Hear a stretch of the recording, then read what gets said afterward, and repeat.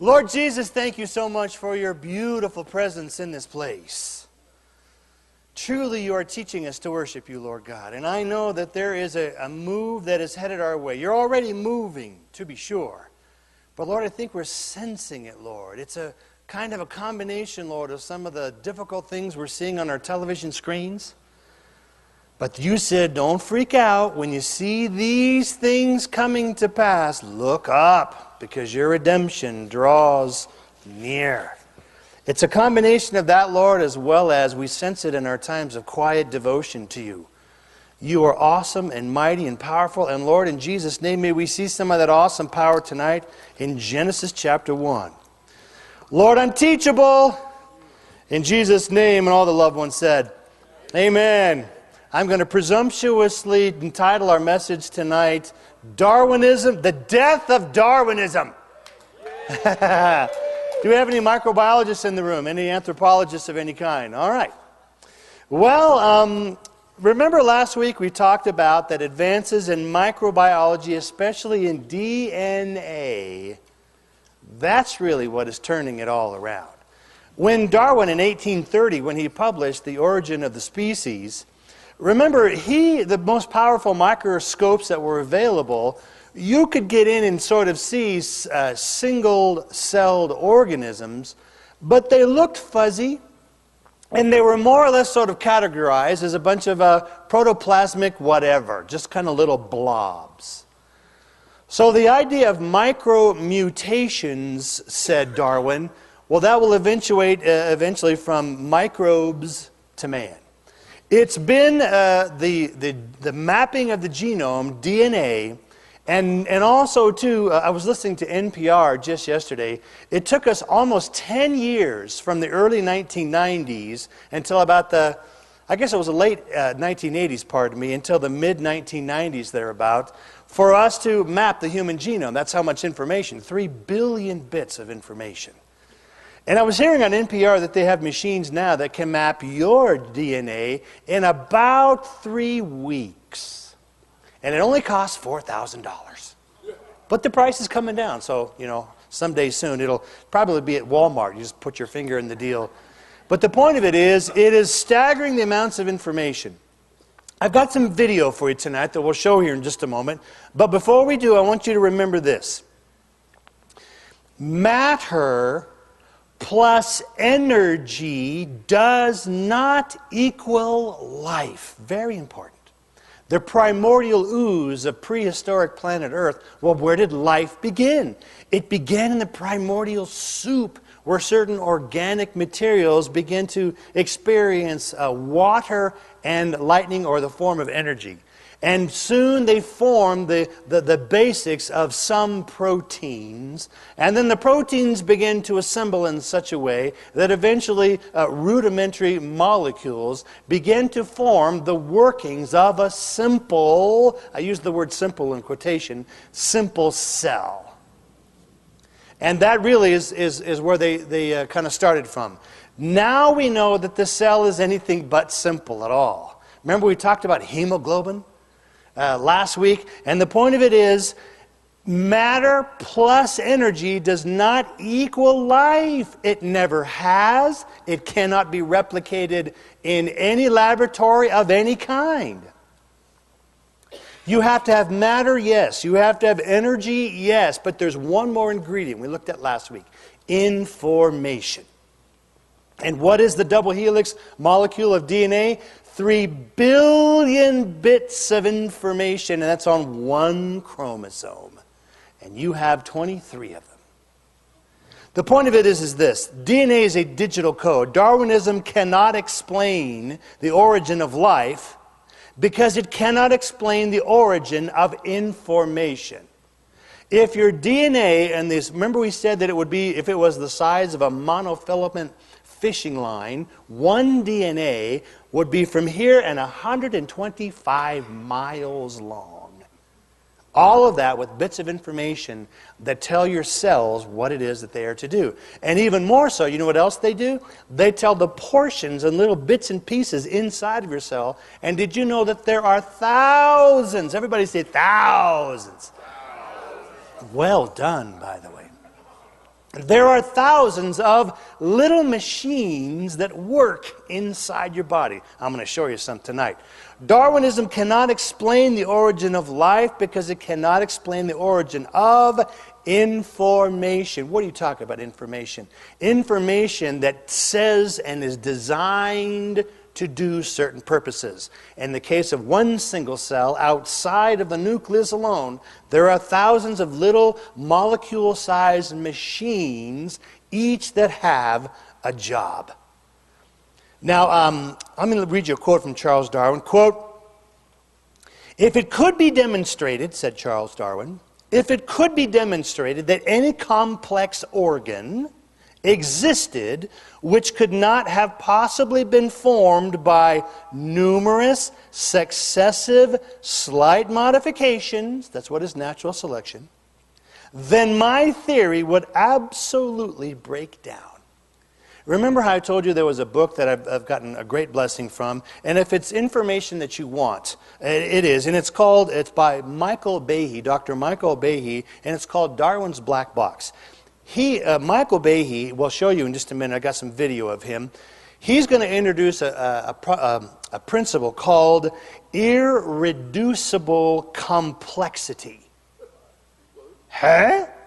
He's going to show you a mousetrap. A mousetrap has a wooden platform. It has a spring folded back. And then, as you know, the arm goes over the top and connects at this very hair-like trigger where you put the bait. Does that make sense? Do you see that the mousetrap is a machine? It is a mechanism. If you take any one component, the wooden platform, the spring, the trigger, or the hammer that comes over the top, if you took any one of those elements or components out of that little mechanism, would the mousetrap work? What's the answer? It's called irreducible complexity. In the case of a mousetrap, you can't reduce it anymore. You can't take out any more components before it stops being a mechanism. Are you guys ready to be introduced into Dr. Michael Behe? He's going to tell you about something called bacterial flagellum. Did you know that it was... Well, you know what? I'm just going to let the video speak for itself. Are you ready?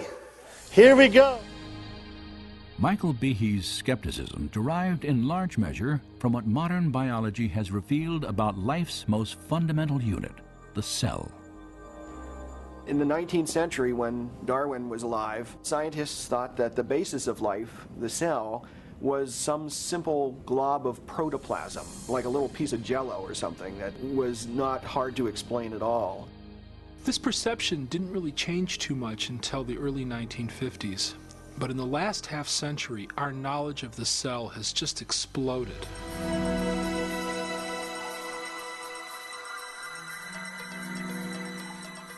Today, powerful technologies reveal elaborate microscopic worlds. Worlds so small that a thimbleful of cultured liquid can contain more than 4 billion single-cell bacteria, each packed with circuits, assembly instructions, and miniature machines, the complexity of which Charles Darwin could never have imagined. At the very basis of life, where molecules and cells run the show, we've discovered machines, literally molecular machines. There are little molecular trucks that carry supplies from one end of the cell to the other. There are machines which capture the energy from sunlight and turn it into usable energy. There are as many molecular machines in the human body as there are functions that the body has to do. So if you think about hearing, seeing, smelling, tasting, feeling, blood clotting, respiratory action, the immune response, all of those require a host of machines. When we look at these machines, we ask ourselves, where do they come from? And the standard answer, Darwinian evolution, is very inadequate in my view. In speaking on the topic of scientific naturalism and evolution... During the early 1990s, at a series of academic conferences, Behe first shared his doubts about the ability of natural selection to construct complex molecular machines. One machine particularly attracted his attention. I remember the first time I looked in a biochemistry textbook and I saw a drawing of something called a bacterial flagellum with all of its parts in all of its glory. It had a propeller and the hook region and the drive shaft and the motor and so on. I looked at that and I said, that's an outboard motor. That's designed, you know, that's no chance assemblage of parts. Behe's reaction was not surprising, for the molecular motors that drive bacteria through liquid each depend upon a system of intricately arranged mechanical parts. These parts come into focus when portions of a cell are magnified 50,000 times. Biochemists have used electron micrographs like this one to identify the parts and three-dimensional structure of the flagellar motor.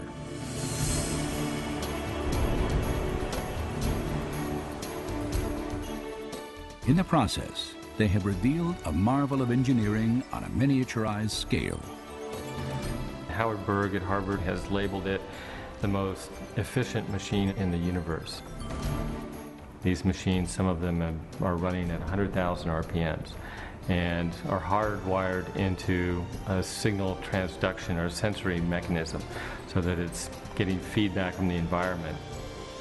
And even though they're spinning that fast, they can stop on a dime. It only takes a quarter turn for them to stop and shift directions and start spinning 100,000 RPM in the other direction.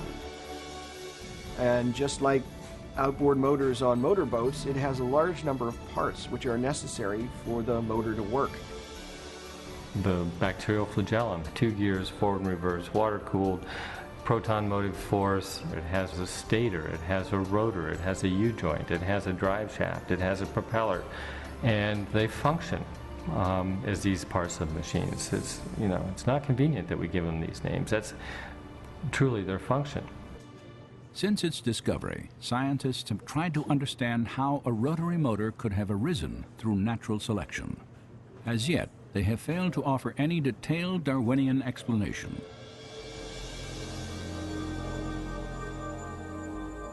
To see why, we must understand a feature of molecular machines known as irreducible complexity. Irreducible complexity was coined by Mike Behe in describing these molecular machines. Basically what it says is that you have multi-component parts to any given organelle or system in a cell, all of which are necessary for function. That is, if you remove one part, you lose function of that system. The idea of irreducible complexity can be illustrated by a familiar non-biological machine, a mousetrap. The trap is composed of 5 basic pieces: a catch to hold the bait, a strong spring, a thin bent rod called the hammer, a holding bar to secure the hammer in place, and a platform upon which the entire system is mounted. If any one of these parts is missing or defective, the mechanism will not work. All components of this irreducibly complex system must be present simultaneously for the machine to perform its function, catching mice. Irreducible complexity also applies to biological machines, including the bacterial flagellar motor. All told, there are about 40 different protein parts which are necessary for this machine to work. And if any of those parts are missing, then either you get a flagellum that doesn't work because it's missing the hook or it's missing the drive shaft or whatever, or it doesn't even get built within the cell. In evolutionary terms, you have to be able to explain how you can build this system gradually when there's no function until you have all those parts in place.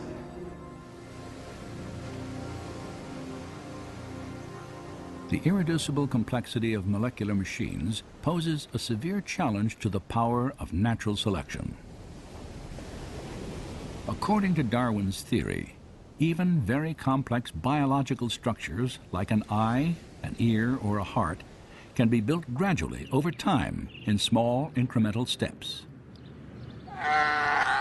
Yet, as Darwin made clear, natural selection can only succeed if these random genetic changes provide some advantage to the evolving organism in its struggle for survival.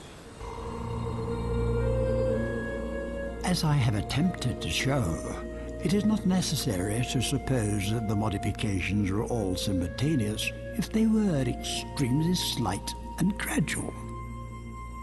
Natural selection is scrutinizing the slightest variations, rejecting those that are bad, preserving and adding up all that are good. But could Darwin's small, favorable variations have produced a bacterial flagellum? Some scientists doubt the possibility. How could something new, like a bacterioflagellar motor and all of the components that go with it, how could it develop out of a population of bacteria that don't have that system? When each change, according to Darwin's theory, has to provide some kind of advantage. Imagine such a scenario early in the Earth's history. An evolving bacterium somehow develops a tail and perhaps even the pieces necessary to attach it to the cell wall. Yet without a complete motor assembly, this innovation would provide no advantage to the cell. Instead, the tail would lie immobile and useless, invisible to natural selection, which by definition can only favor changes that aid survival. The logic of natural selection is very demanding. Unless the flagellum mechanism is completely assembled and actually works, natural selection simply cannot preserve it. It cannot be passed on to the next generation. The important thing to realize about natural selection is it selects only for a functional advantage. In most cases, natural selection actually eliminates things that have no function or that have a function that harms the organism. So if you had a bacterium with a tail that didn't function as a flagellum, chances are natural selection would eliminate it. The only way you can select for a flagellum is if you have a flagellum that works, and that means you have to have all the pieces of the motor in place to begin with. So natural selection can't get you the bacterial flagellum. It can only work after the flagellum is there and operating. That right there is one of the many mechanisms. Would you like to see another? There we go. Now remember. Now let's try the one where we go inside the cell with the little camera. Let's try that one. I think that was the second video, Mark. In the years since Kenyon's rejection of chemical evolution, science has revealed the details of an entire system of information processing that bears the hallmarks of intelligent design.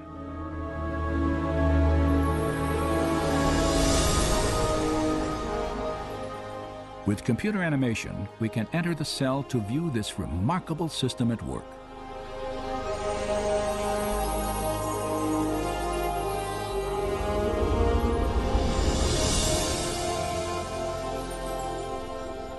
After entering the heart of the cell, we see the tightly wound strands of DNA, storehouses for the instructions necessary to build every protein in an organism.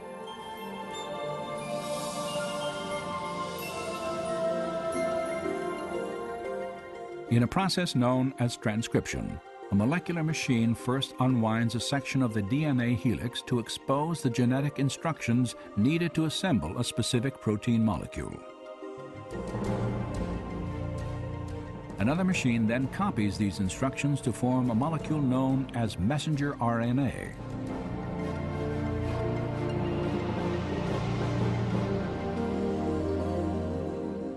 When transcription is complete, the slender RNA strand carries the genetic information through the nuclear pore complex, the gatekeeper for traffic in and out of the cell nucleus.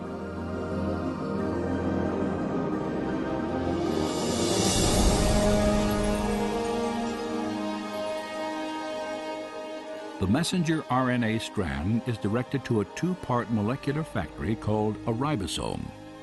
After attaching itself securely, the process of translation begins.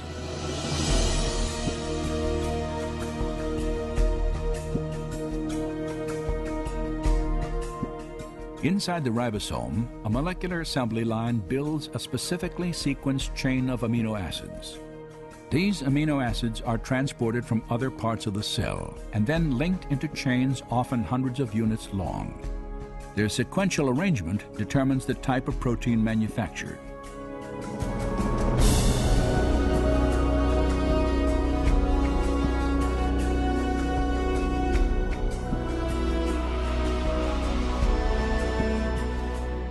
When the chain is finished, it is moved from the ribosome to a barrel-shaped machine that helps fold it into the precise shape critical to its function.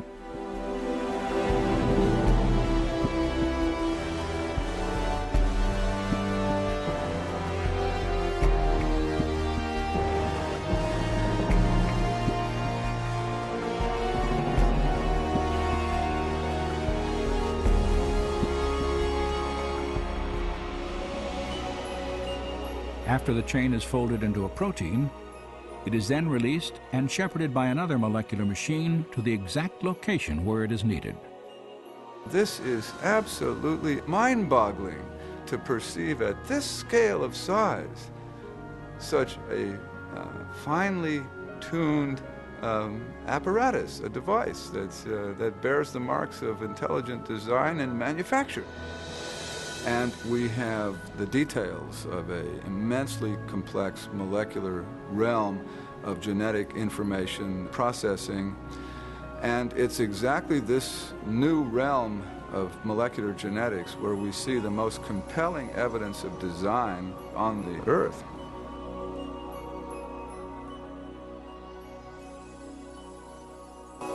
Okay, those are just some of the little tiny molecular-sized machines that work. That's just one cell. And you have 10 to the 12 or 10 to the 15 cells in your body. And all of that mechanism is going on. That's the stuff that Darwin could not see. Now that we see that, what do you think? Did all of that happen and that structure and machines doing precisely what they needed to do? Could that have come from randomness? Or does that look like design, form, and order to you? Amen? Now I want to hustle here to the end because I want to show you something else called the anthropic principle.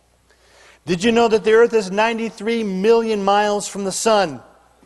So, if we were more distance away, the Earth would be too cold. If we were closer, then we would be too warm. And we wouldn't have life on this planet as we know. Are you ready for our slides? Thank you. Now I want to show you something about the anthropic principle. Here we go here. This is an artist's rendition, of course, of our solar system. There's our sun in the middle.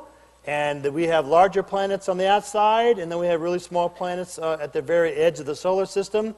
We are in what's called the Goldilocks zone. It's just right.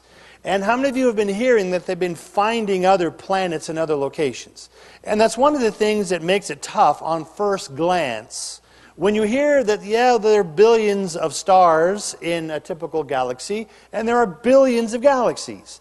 And you get to thinking, well, the probability should be such that there should be another planet like Earth. And when they find another planet, you need to understand something. It's not like they looked across the vast mileage of space and literally see a planet. They don't see the planet. Well, then how do they know that it's there? They watch and see what the light does of a star that the planet happens to traverse. They can, at times, measure the slight perturbations of orbits of stars and what have you. The point of it is, nobody has a picture of another planet anywhere in the galaxy.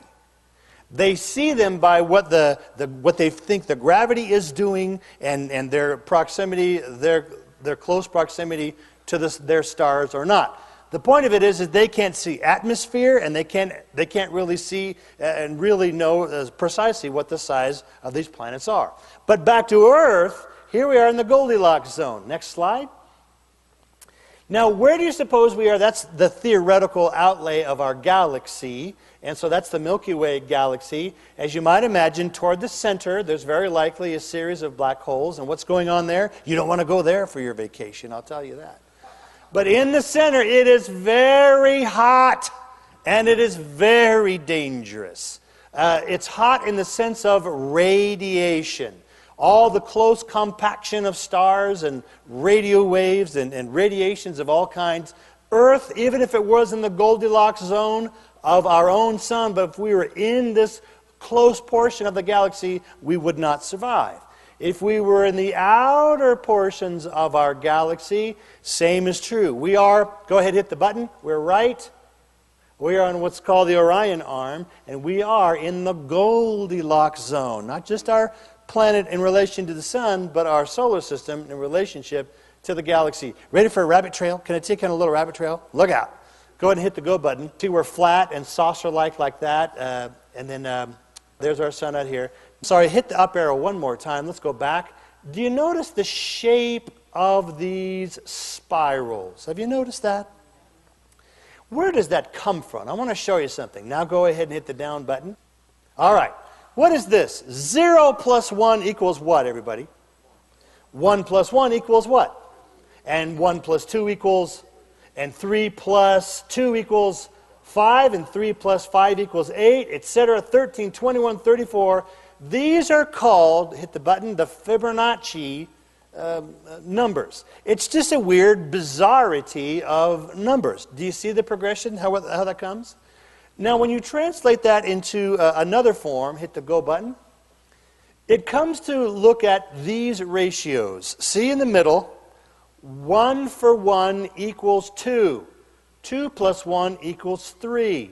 2 plus 3 equals 5. 5 plus 3 equals 8. 8 plus equals 13. Those are ratios. Let me show you in another form. Go ahead, hit the button.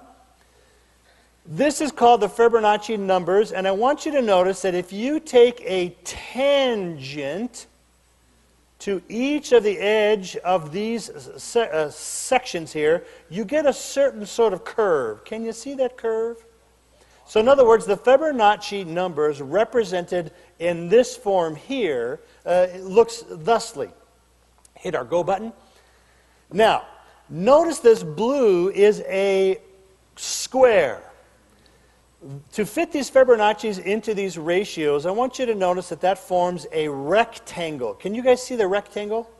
If I take a perfect square out of that rectangle, there's my square, what does it leave me over in the form of a remainder?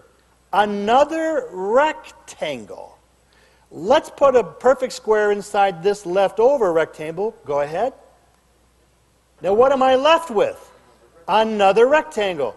This rectangle in this proportion, according to the Fibonacci numbers, is called the golden rectangle. Now I want you to notice, let's take another square, hit the go button. There's another golden rectangle. Hit the go button. Take a square out of that one. There it is again. Did I do it one more time? Yeah, there it is again. On into infinity, if you will.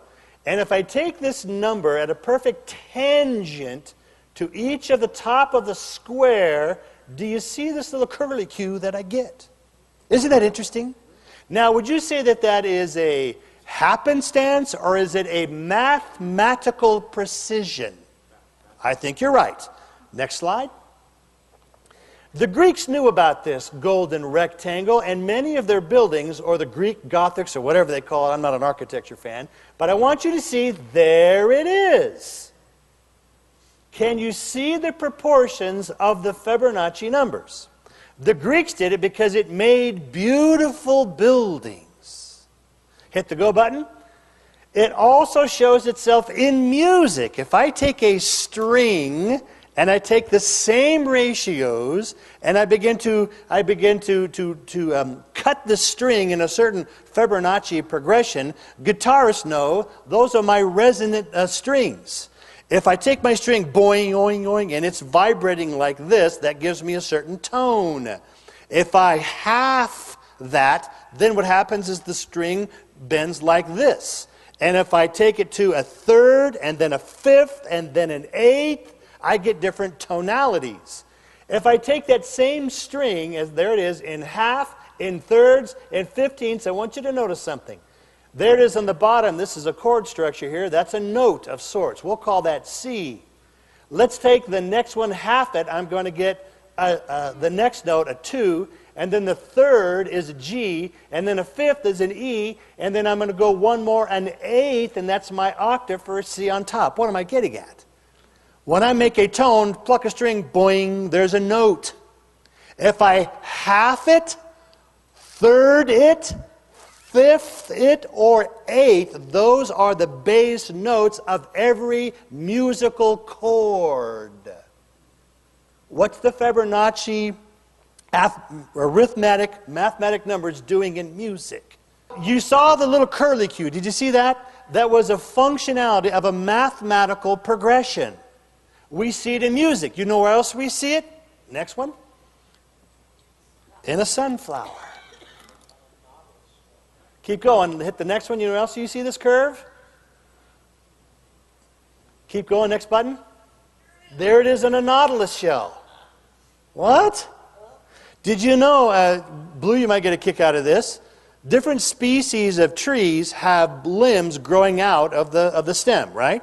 If I were to take the stem and shoot it long ways at you like this, you would see, depending on the species, you would see the branches coming out at 1, 3, 5, and 8. Keep going. Next one. How many of you love roses? What? I thought that they were natural things, just, organelles and blobular whatever protoplasm that just do whatever plants want to do. Maybe not. Next slide. How is it that when a wave crashes on the shore, it has that same curvature to it? Next slide. You might find this fascinating. Leonardo da Vinci figured out what he believed was beauty. Why are some faces beautiful, quote unquote, and other faces, like mine, not so pretty?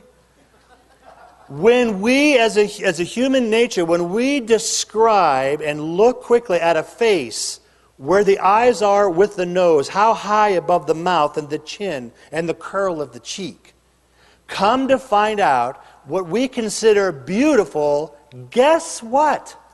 It lines up with the Fibonacci numbers. Can you see it?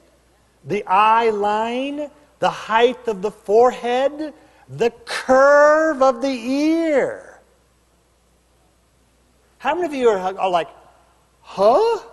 Notice where the mouth is, the crease of the lips in relationship to the tip of the nose, and the eye line of the eye in relationship to the chin. Wow. I thought somebody just grew accordingly, whatever, and it's no big deal. And look how you even see from the chin to the tip of the head as well. Next slide. Now, back to our anthropic principle. Okay, and so there's where the curlicue comes from. Okay, now hit the go button. Again, there we are in the galactic habitable zone where our solar system is. Next slide. Now, there are 4 forces in the universe. The anthropic principle is this. The strong force which holds subatomic particles together at the nucleus, turns out that it has a certain mathematical coefficient, and there you have it. Electromagnetic force is the other one. That's where magnetism and electricity comes from. The lights that go on in your house and electricity that is transversed across cables and what have you, that also has a certain mathematical precision to it. The weak force, somehow my formula got scrambled. I don't know what happened to that one. But there it is, a force nonetheless at 10 to the negative 18. And then there is gravity. Do you see the top there where it says gluons and so on? The God particle, Higgs boson, figures in all of these mathematical precisions. If any of those really freaky-looking formulas, if any of the little things change just a little bit, there is no life on the planet. The molecules wouldn't hold together. Next slide. Planck's constant, that's important too. Planck's constant. That is the size of energy quanta in quantum mechanics. If that is changed slightly, one little bit, then there is no life on planet Earth. Faraday's constant, the magnitude of electric charges on electrons. If that were any different, there would be no life left on the Earth. The Boltzmann's constant, energy at the individual particle level with temperature. The fine structure constant, the strength of electromagnetic interaction. If any of that changes, everything falls apart. Next slide. You think that's all? Nope. Look at all those. And those are a few of hundreds of mathematical, what are called constants, that if any small little bit of that massive formula were to change, no life left on the planet. Now you ready for our last video? Does the possibility that our planet is rare within the galaxy imply anything about its significance? Recently, astronomer Donald Brownlee considered this question in the best-selling book Rare Earth: Why Complex Life is Uncommon in the Universe. There's a general feeling that nature wants to make Earth-like planets, and that naturally that life will evolve on them and naturally evolve to something like us. And yet the conditions, the environmental conditions on the planet that would allow more complex creatures similar to people or plants and animals is very rare. And so we wrote the book Rare Earth to point out that the Earth is actually a rather special place. Brownlee contends that while relatively simple microbial life may thrive on planets throughout the universe, planets capable of sustaining complex life are exceedingly uncommon. Well, the entire universe is highly hostile to life. If you compare all the known places in the universe, none of them compare to Earth. We live in a very special environment that provides what we need, provides air, provides food, stable conditions, so that the Earth is almost like a giant organism where its systems are interacting in a way that allows animals to survive. The real question is, why did this happen? Was it just a matter of luck or not? If you look at thousands of planets, only a small fraction of them, very small fraction, will be truly Earth-like. So if we are very rare, we did win the cosmic lottery. So we're a lucky planet. We're just in a very fortunate place.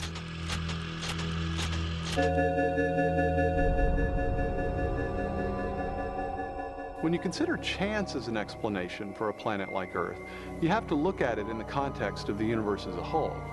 While the odds appear astonishingly small that you'd get all the right ingredients to support complex life at this one place in the galaxy, you have to keep in mind that our galaxy is just one of perhaps 100 billion galaxies in the observable universe. Still, logically, I think you have to ask yourself, what if this convergence of factors didn't come about as the result of simply a cosmic lottery or a mere fluke or luck, but what if it's the result of some larger underlying purpose or design? And if the Earth does exist for a purpose, is there any way that we could tell? The spectacular progress of modern astronomy and physics is the product of a universe accessible to the human eye and mind. It is a universe governed by laws and forces that literally hold our planet Earth and the entire cosmos together, and are finely calibrated to allow for both complex life and scientific discovery. If you didn't have something like gravity that pulled matter together, you would never get planets, you wouldn't get stars, you wouldn't get any complex organisms. If you didn't have the strong nuclear force, there would be nothing to hold protons and neutrons together in the nucleus. And so you wouldn't have any atoms, so no chemistry. If you didn't have the electromagnetic force, you would have no bonding between chemicals. You would have no light. And the list goes on. So you need all these sorts of fundamental principles have to be in place in order for life to occur. Wipe out one of those principles, wipe out one of those laws, no life. During the past 40 years, scientists have determined the relative strengths of each of these primary laws and forces. These strengths are so critically balanced, they are often described as being finely tuned.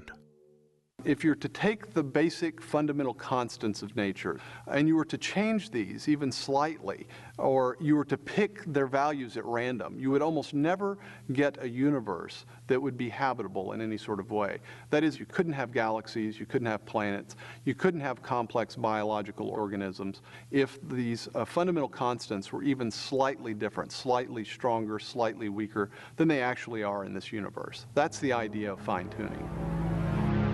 To better appreciate this concept, imagine a machine able to control the strengths of each of the physical constants.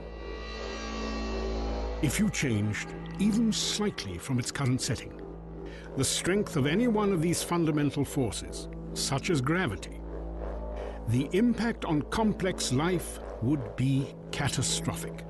If you increased it by a little bit, no large-scale life forms could exist.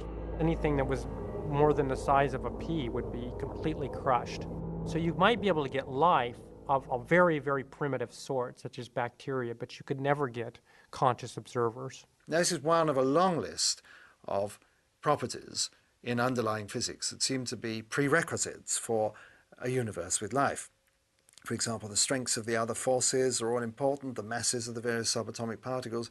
If all of these things were even a little bit different, then life, certainly life as we know it, could not exist. These forces and constants are another example of the correlation between life and discovery. For not only are they finely tuned for our existence, they can also be understood. It's remarkable how well the laws work. And not only that, it's remarkable how simple they are. And that also is related to the discoverability of the laws. Albert Einstein wrote, "I have deep faith that the principles of the universe will be both beautiful and simple." Amen? Well, I got more, but it's time to go. Let's all stand together. Oops. Thanks again for our text, you guys. You guys did a great job. So all that is to say, two things. The death of Darwinism, when they got inside the molecules and they got inside the simple cell and they discovered that all of a sudden, not all of a sudden, but all of a sudden we know that there are all these machines all working with a purpose, molecular-sized machines. Would you agree with me that it's not a simple cell at all? Would you agree with me that all of that information, and much of that derived from the DNA level and so on, they behave according to a design, it looks like to me. And if there is a design, there's a designer. How many of you like the Fibonacci numbers and how that worked out, and that little curlicue and so on that is everywhere? It's not only in mathematics, it's in music, it is in art, it is in architecture, it is in beauty, and it is in all the plants of our... You know what those are? I call those the fingerprints of the architect. Amen? Thank you, Lord. Father, we just pray that we would take some of these pictures and images with us. And yeah, I know we covered some stuff that's over most of our heads, but the punchline is this, that the creation is behaving according to design. And there is no way that that any slight changes in any of these force constants would mean that there would be no humans on planet Earth. The detail of these amazingly intense and slight, on one end of the spectrum intense, on the other end of the spectrum slight forces, whether it's the strong force, the weak force, electromagnetism, Planck's constants, etc., they are all tuned, as the man said, right down to the cellular level, that even though we didn't know it, all these little tiny machines are working exactly as their designer has designed them. And here's our Bible that says, "You are fearfully and wonderfully made."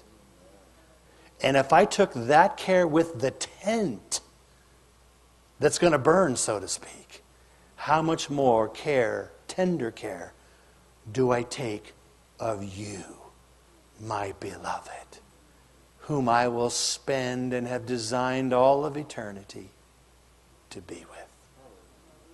We are loved, Lord, beyond our wildest imaginations.